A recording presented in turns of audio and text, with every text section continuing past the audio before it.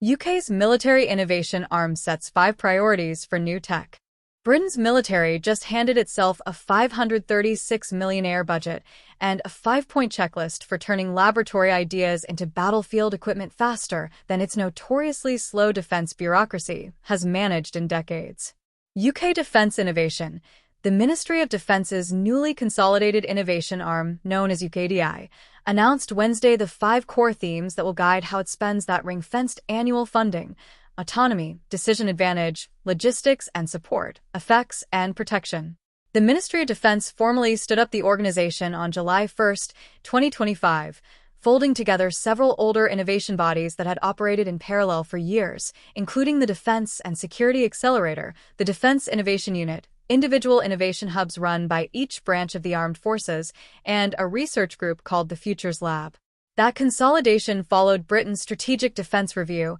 a government assessment that concluded the country's defence innovation system was too slow and too risk-averse to keep pace with rapidly evolving threats, despite Britain's strong research base and growing investment in emerging technology. Wednesday's announcement of 5 specific themes marks the moment that broad reorganization gets translated into a concrete framework companies can actually use to figure out where their technology fits and how to pitch it to the military. Autonomy covers the push to scale up systems that can operate without a human directly at the controls, extending a force's reach into dangerous areas across land, sea, air, and space, while keeping personnel out of harm's way. Decision Advantage covers the technology that turns raw sensor data and intelligence into something commanders can actually act on quickly, spanning artificial intelligence, secure communications, cybersecurity, and encryption, the kind of information plumbing that determines whether a military can outthink an adversary in a fast-moving crisis, rather than just outgun them.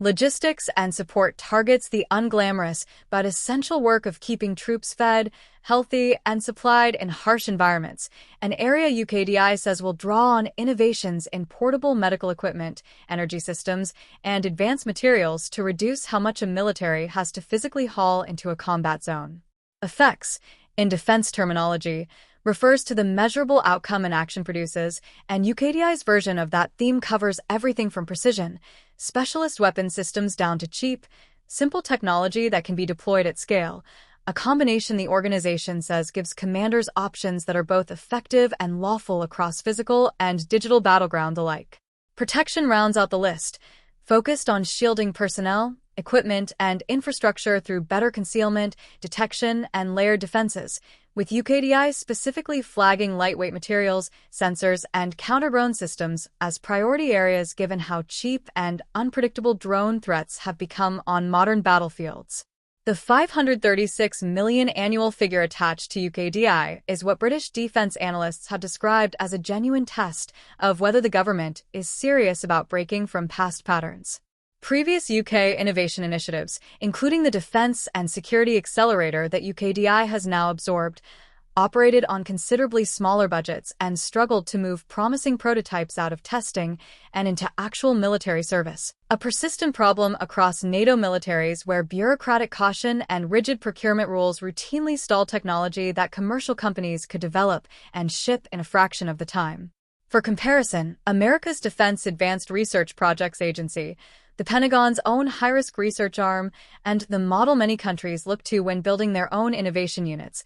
operates on roughly 0.5 to 0.8% of the overall U.S. defense budget. And UK policy analysts have argued that a fully mature UKDI would need funding closer to 1 to 2% of Britain's total defense budget, somewhere in the range of $800 million to $1.6 billion, to match that level of ambition over the long run. Rupert Pearce, who holds the newly created role of National Armaments Director overseeing UKDI and several other defense procurement functions, framed Wednesday's announcement as a milestone in building out that authority. With confirmation of its core themes, UKDI has taken an important step towards becoming Defense's powerful new innovation team, Pearce said. Working with startups and scale-ups to harness homegrown novel and dual-use tech,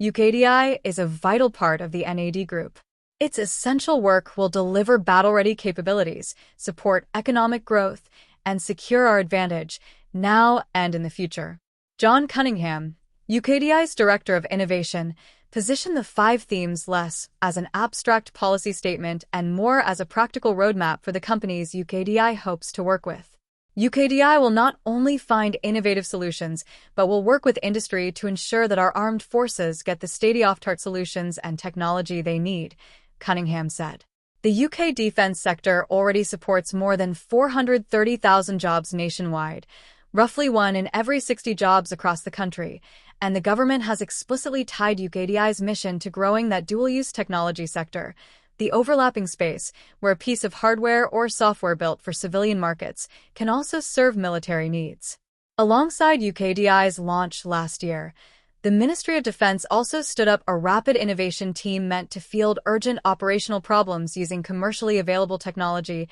and a network of regional engagement teams designed to identify promising startups and academic spin-outs across the country rather than concentrating attention solely on established defense contractors clustered around London.